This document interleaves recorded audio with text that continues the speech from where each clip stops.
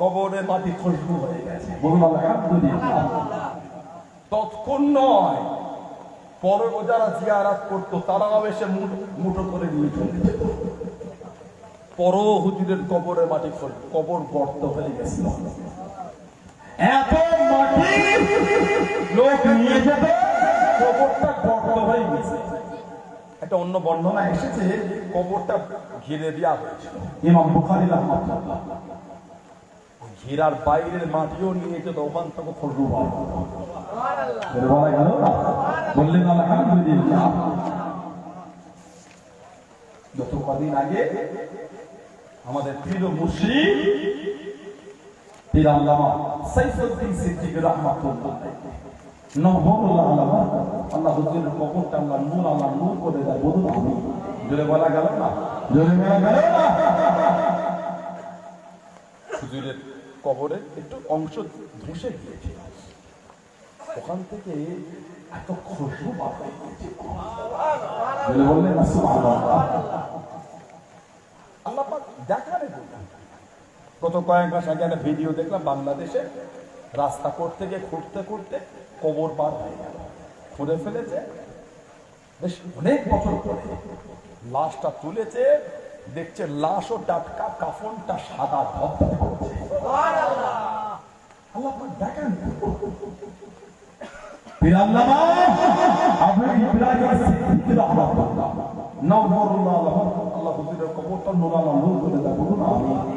কাইয়ুমে জামান আলা হাযরত দাদুজান বড় হুজুর রাহমাতুল্লাহ আলাইহি মেজো সাহেব হুজুর কেবলা হায়াতে থাকা অবস্থায় বড় দাদি আম্মাদের কবরটা ধসে গিয়েছিল। দাদা হুজুর কেবলা ওই খিরার মধ্যে দাদিমার কবর, বড় হুজুর কেবলা আহমিয়া বড় দাদি আম্মাদের কবর ধসে গিয়েছিল। কাফনটা সাদা ধবধব টাটকা টাটকা দিয়েছে। গত বছর ডিসেম্বর মাসের 7 তারিখ, আপনার জানেন আমার দাদি আম্মা ইন্তেকাল হয়ে গেছে গত বছর। ইন্না লিল্লাহি ওয়া ইন্না ইলাইহি রাজিউন। আল্লাহ দাদি আম্মার কবরটা আল্লাহ জান্নাতের টুকরা করে, বলুন আমিন। বলুন আল্লাহু আকবার। গত কয়েক মাস আগে দাদি আম্মা জানের কবরে ওই ওপরে বালু দিয়া আছে না, দাদু জান হুজুরের মাঝে ঢুকে দিয়ে ডান দিকে সব আছে, পশ্চিম দিকে ঘেরার মধ্যে লাস্টের কবর, এই বালু ধসে গিয়েছিল। দাদিমার কাফনটা সাদা ধপধপ করছে, দেখা যাচ্ছে। বলা গেল না সুবহানাল্লাহ। এগুলো ফালতু জিনিস না, এগুলি আপনি আর কি করে, আপনি ফাজলামি করে, আপনি নোংরা কথা, আপনি আপনার রুচি, আমার রুচি না। কুকুর এর গন্ধ বেরোচ্ছে, গুইয়ের গন্ধ বেরোচ্ছে, আপনি বলবেন। আপনি যা শিখেছেন তাই বলবেন। আমি তো ওটা শিখি, আমি শিখলে আমি বলতাম, কথা ঠিক না বলি। ওটা আপনি শিখেছেন, ওই জন্য আপনি বলছেন। আমি শিখি না, আমি বলবো কি করে? আপনি শিখেছেন বলে আপনি বলছেন, আমি শিখি না, আমি বলবো। সাইফুদ্দিন চাঁদান হুজুর বিশ্বাস রহমাতুল্লাহ এই কথাটা জ্ঞান। কিছু কিছু মানুষ এবং কিছু কিছু বক্তা নেটে এগুলি খুব বাজে বাজে হয়েছে। তো কি হয়েছে, ধার দল পেটিয়ে বলার কি আছে বাবা? এগুলো ফালতু জিনিস নয়। এগুলো বলার কারণ একটাই, আমাদের জীবনটা আমরা কিভাবে কাটিয়েছি, আমরাও যদি সেইভাবে চালাতে পারি আল্লাহ আমাদের ইজ্জত দেবেন। এই জন্যই তো ওলিয়া আল্লাহদের কথা আলোচনা করা হয়, আল্লাহ আলোচনা করা হয় কেন? তাদের মতন জীবন দিলে আমরাও করতে পারি। কথা ঠিক না ভুল বলছি? ওই জন্য বলি, তাকে তাকে দাওয়াত করবে না। নেটে ওয়াজ দেখে নাম্বার নিয়ে ফোন করে, কে ওটা, চেনে না, দুটো গজল বলে দাওয়াত করে দিলে, টান দিলে দাওয়াত করে দিলে, কে ওটা? ওকে চেনেন আপনি? জানেন আপনি? ওর অ্যাড্রেস জানেন? ওর সম্পর্কে অভিজ্ঞতা আপনার জানেন না, দাওয়াত করবেন কেন আপনি? কথা কিছু বুঝতে পারেন না? জানা আলেন, বুঝা আলেন, চোখে পড়ে না? যাকে থেকে দাওয়াত করছেন, নেট থেকে একে থেকে উঠে থেকে দাওয়াত করে দিলেন। এগুলো ঢাক ঢোল পেতে আবার কি আছে? আরে বাবা, বড় বড় ইমামদের এমন হয়েছে, সব কিতাবে লেখা আছে। আল্লাহ ইজ্জত দিয়েছে, আল্লাহ ইজ্জত দিয়েছে, তোমার লাভ হচ্ছে। হযরত আল্লামা মুহাম্মদ বিন সুলাইমান জাযুলি রাহমাতুল্লাহ, যিনি 870 হিজরিতে ইন্তেকাল করেছেন। হযরত আল্লামা মুহাম্মদ বিন সুলাইমান জাযুলি রাহমাতুল্লাহ কিতাব এসেছে, মুতালিউল মুসাররাদ বলে একটা কিতাব আছে, এই কিতাব এসেছে। মুসান্নাফ দালাইলুল খায়রাত বলে কিতাব লিখেছেন আল্লামা মুহাম্মদ বিন সুলাইমান জাযুলি রাহমাতুল্লাহ।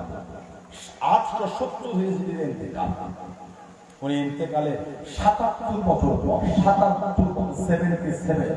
77 বছর পরে কোন কারণে কবর থেকে লাশ তোলা হয়েছিল। লাশটা তুলে মারাকিস বলে একটা জায়গা, মারাকিস, ওইখানে কাফন করা হয়। 77 বছর পরে কাফনটাও পুরো ভালো ক্ষয় হয়, কোন জায়গায় নষ্ট হয়, লাশও টাকা বলতে পারলেন। আরেকটা জোরে বলা গেল না।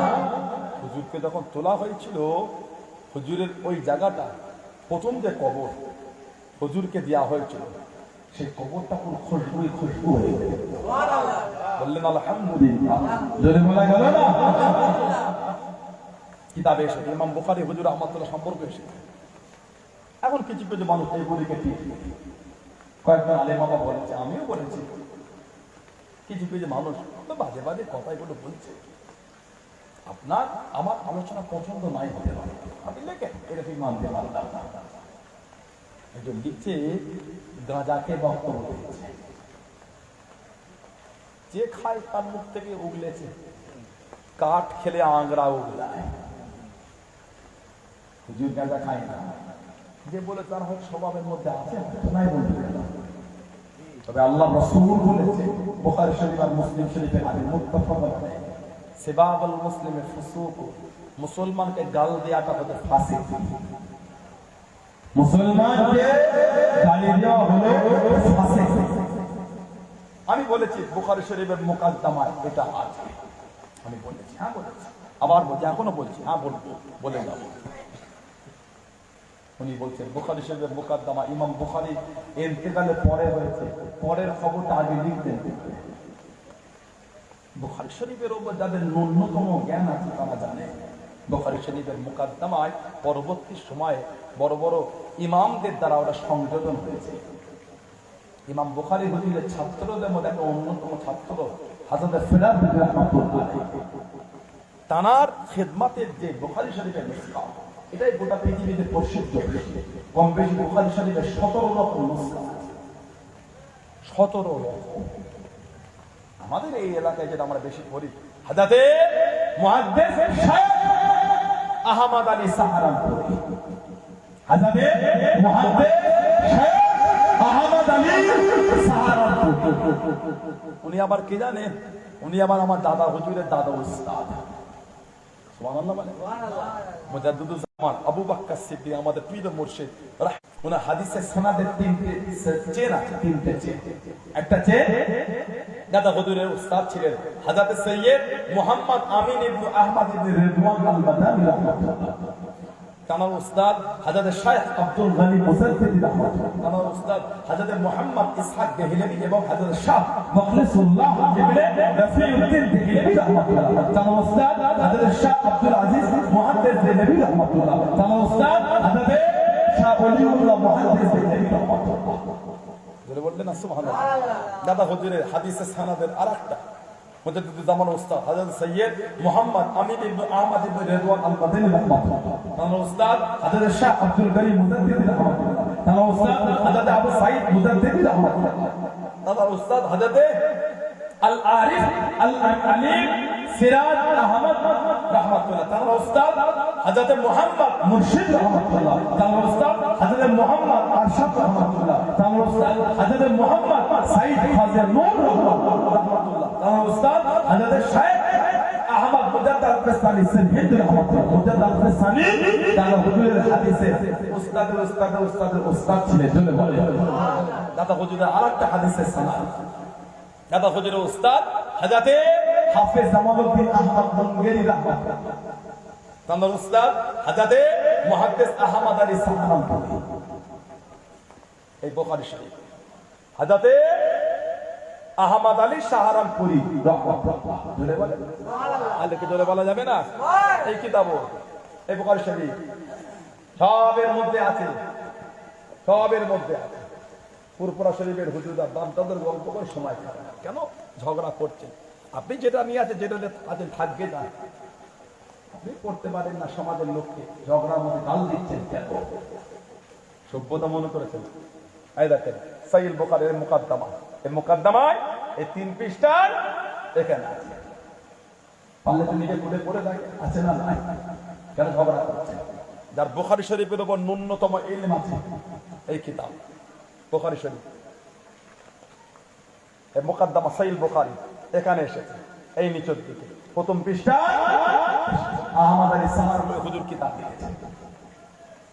কিতাবে এসেছে ইমাম বুখারী হুজুর রাফা ওদফিনা বিখাতানিকা কারিয়া আলা ফারসাখাইন মিন সামারকান্দ। ইমাম বুখারী হুজুরকে সামারকান্দ থেকে কম বেশি 10 মাইল দূরে খাত্তানি কাবরা কে জায়গা ওখানে হুজুর ওই গ্রামে দাফন করা হয়েছে। ওই গ্রামে ইমাম বুখারী ওয়ালা ওয়ালিদান ওয়ালাম্মা صلى عليه وعلى في حفرته فاض من تراب كبره ريحة طيبة كالمسك। হুজুরের কবরের চতুর্দিকটা মাটি মাটি, কোনায় কোনা সব মিশকাম্বারে খুশবু হয়ে গেছে। সুবহানাল্লাহ।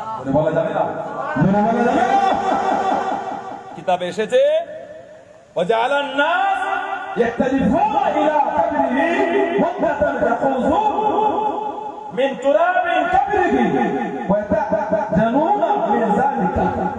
কিতাবে এসেছে অনেক দিন পর্যন্ত হুজুরের কবর থেকে সব মাটির মুঠো মুঠো করে তুলে তুলে নিয়ে যেতে হুজুরের কবরটা গর্ত হয়ে গেছে। ইমাম বুখারী হুজুর জানো কবরের মাটি থেকে মিষ্টি আম্বারে খুশবুতে হয়ে গেছে। বুখারী শরীফের মুকদ্দমার মধ্যে এগুলো এসেছে।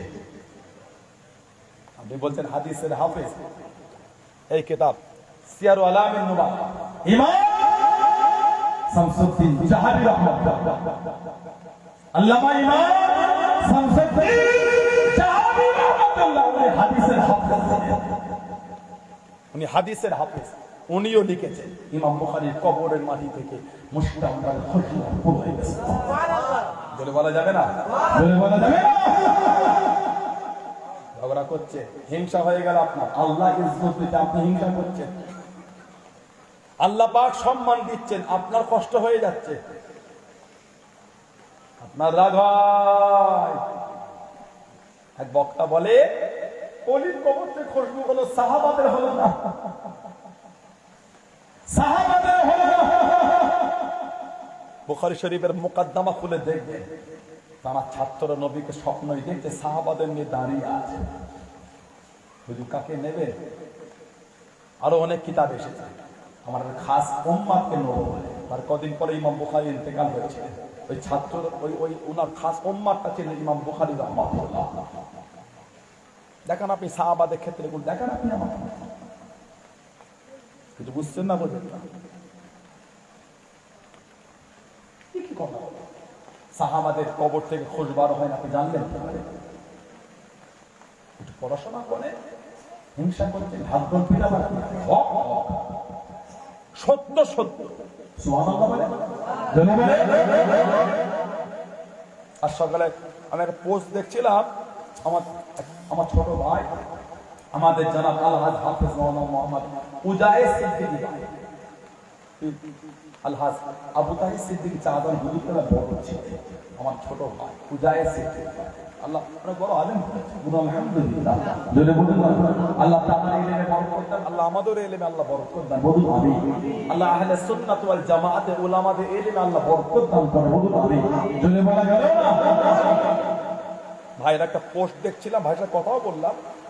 ভাই একটা সাহাবাদের কবর থেকে যে ফুল বার হয়, পোস্ট ভাই লিখেছে আত-তাবকাতুল কুবরা বিল মুহাম্মদ বিন সাদ, এটা গ্রন্থ আছে, তাতে এনেছে হযরত সাদ বিন মুআয রাদিয়াল্লাহু আনহু রাসূলের সাহাবী ছিলেন। সাদ বিন মুআয রাদিয়াল্লাহু আনহু নবী পাকের ওই সাহাবী ছিলেন। ওনার কবর করা হলো। হযরত আবু সাঈদ খুদরি রাদিয়াল্লাহু আনহু উনি বলেছেন সাদ বিন মুআযের কবর খনন করেছে, তার মধ্যে উনি বলছে আমিও ছিলাম, আমিও তার মধ্যে ছিলাম। উনি বলছে যখন কবরে মাটি খুঁড়ছি তখন মেশকাম্বারের সুগন্ধ পাচ্ছিলাম, এই সুগন্ধ পেতে পেতে আমরা কবর খুঁড়লাম। ধরে বলে অন্য আর একটা পেতে এসেছে যে হুজুরের কবরে মাটি একজন নিয়ে গিয়েছিলেন, অনেক দিন পরে সে মাটি খুঁড়ে থেকে মাটিটা মেশকাম্বারে খুঁজবো। ধরে বলে হুজুর রসুলের সাহাবী সাদ বিন মুআয রাদিয়াল্লাহু আনহু কবরে মাটি অনেক লোক জিয়ারত করতে এসে মুটো মুটো করে মদিনা শরীফের জান্নাতুল বাকি মুটো মুটো করে নিয়ে চলে গেছে। মেশকাম্বারে কোন সাহাবাদের কবর থেকে বার করছে। জোরে বলবেন আরে জোরে বলা যাবে না। পরে না জেনে না পড়ে কেন ঝগড়া করছে? আপনি যদি নাই মানলেন তাহলে হুজুরের কবর থেকে করবেন, নাই মানলেন কি হয়েছে? আমরা মানি, বিশ্বাস করি, ঠিক না ভুল বলছি? আপনি না মানবেন না মানবেন, এগুলি ঝগড়া। আল্লাহ ফিতনা থেকে আমাদের দূরে রাখে। বলেন আমিন। জোরে বলে জোরে বলে মুক্তাসার করলাম। আল্লাহ পাক কোনদিন আবার তৌফিক দিয়ে রাখা হবে যে আল্লাহ পাক কোনদিন আবার